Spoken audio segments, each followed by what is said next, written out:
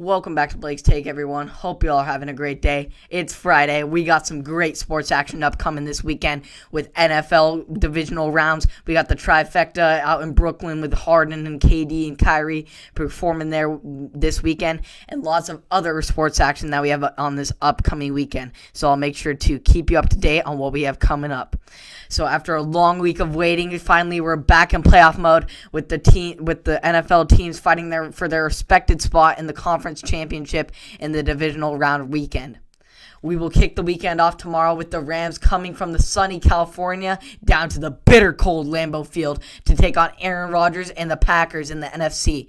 Personally, I'm going to pick the Packers in this one. Aaron Rodgers and the Green Bay Packers have been super dominant, and Devontae Adams and Aaron Rodgers are going to connect for a touchdown at least, and I believe that the Green Bay Packers are going to roll their way into the NFC Championship. But just to make sure, you can tune into this game at 1:35 Pacific on Fox. On to the second game of the day, kicking things off for the AFC, we will have the Ravens coming off against their great win versus the Titans, and will head down to Buffalo where there could be some snow with Josh Allen and Stephon Diggs. Personally, I'm going to take the Bills on this one. Josh Allen and Stephon Diggs have really been lighting it up at the end of the season, and I really believe that they can out-dominate this really great Ravens defense, but I think Allen and this prolific Bills offense can really out-dominate this Ravens defense. That game will start at 5:15 Pacific on NBC. On Sunday, the Browns, coming off their first playoff win in nearly 3 decades, come down to Arrowhead Stadium to see if they can pull off the magical win against Magic Mahomes and the rest of the elite Chiefs squad. I'd take Chiefs at least by 10 in this one, probably more like 15 or 20, but definitely take the Chiefs in this one. They're going to roll their way into the AFC Championship just like they've been rolling all season. Kickoff will be at 12:05 Pacific on CBS.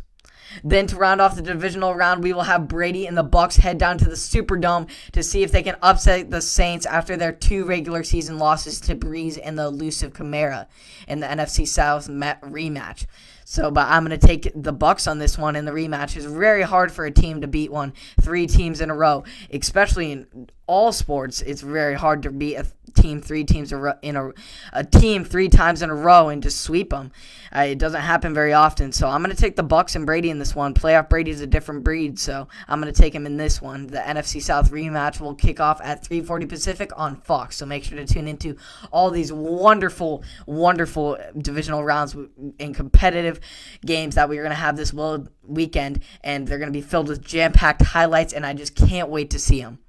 As far as some other NFL news, though, Urban Meyer has now been officially named by the Jacksonville Jaguars as the head coach, and to try and bring them relevancy back to the franchise and a future quarterback in Trevor Lawrence. He becomes arguably the most high-profile college-to-pros coach in NFL history, with his 3 national championships and a reputation of being able to build powerhouse programs in examples such as Florida and Ohio State.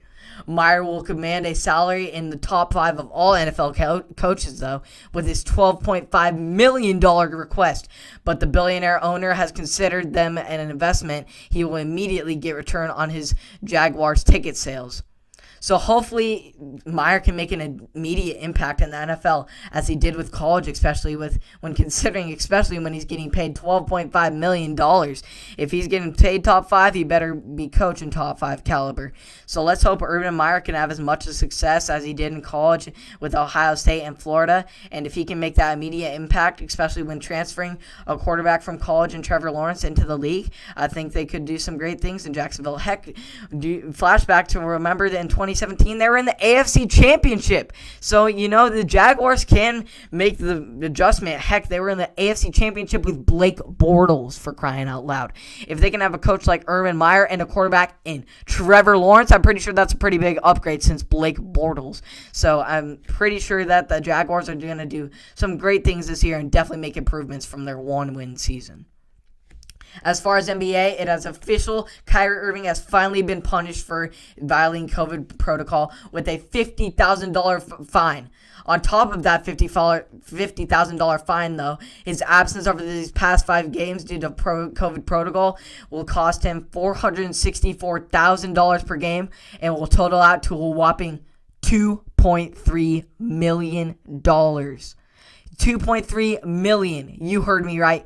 Holy smokes. I mean, I can't go into depth on what I think Kyrie and his family and his personal reasons that I've gone through. Let me just hope. I am very optimistic about this situation. I hope that Kyrie did get it settled and get everything is right in his personal life. Considering he was willing to give up $2.3 million, I really hope that he got this right and that he is settled in his personal life and is ready to come back to basketball operations. But now, if all COVID tests negative, Irving is expected to come back and make his debut with the Big Three in Brooklyn with Harden, who was also fined $50,000 for his violation of COVID protocol, coincidentally, and KD tomorrow night against the Orlando Magic. I'm very glad we will see Kyrie Irving finally back as a part of the Nets organization, and I'm very much looking forward to how the team's chemistry will develop, because when it does, they will just be unstoppable. They will be so unstoppable that I expect them to be nothing less than the NBA Finals caliber team.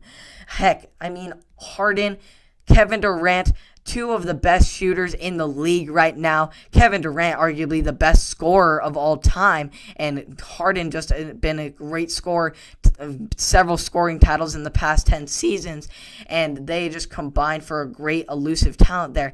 And then with the ball handling of Irving, these all guys love to play basketball and love to have the ball, especially, which might be their biggest problem, is developing that chemistry to bond with one another in the sense of ball movement. But we'll see how this turns out for the Brooklyn Nets. If they can get their chemistry together, things are going to look really, really, really good.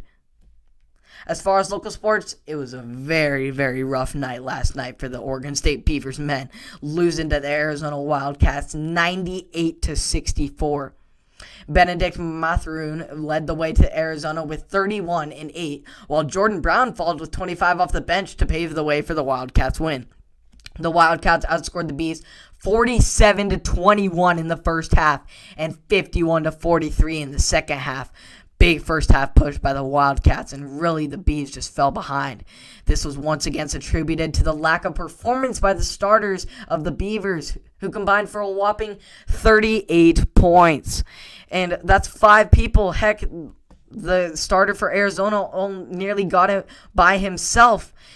And with these 5 starters that the Beavers have, they should at least be scoring in double digits, at least 2 of them, you would think. And not even that, Ethan Thompson, he did score in double digits, but he only scored 13 points.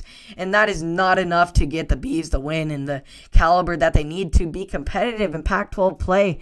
They really need to make some adjustments as far as starters scoring. They need to get ball movement. They need defensively. They need to not give up so many points to other opponents. They really need to make some changes defensively. Giving up shots and drive and lay-ins are their biggest problems right now, and the Bees really need to make some adjustments offensively and defensively. It's looking like a pretty rough situation. I get that they were coming off of COVID layback and a setback, but they got to get it together, because even before against Stanford, their starters weren't performing, and their bench did. 2 of them scored in double digits last night, but not the bench can't do everything on this team, and these high caliber players that Oregon State's recruited have got to start showing up. So thank you for tuning in to another episode of Blake's Take. I appreciate the support all week for all the sports news covered this week. And I just appreciate all the support on Apple Podcasts, Spotify, and or YouTube. I hope you all enjoyed all the sports covered this weekend, from Harden to NFL to Saban in the national championship. Hope you all enjoyed it, and I will see you all next week.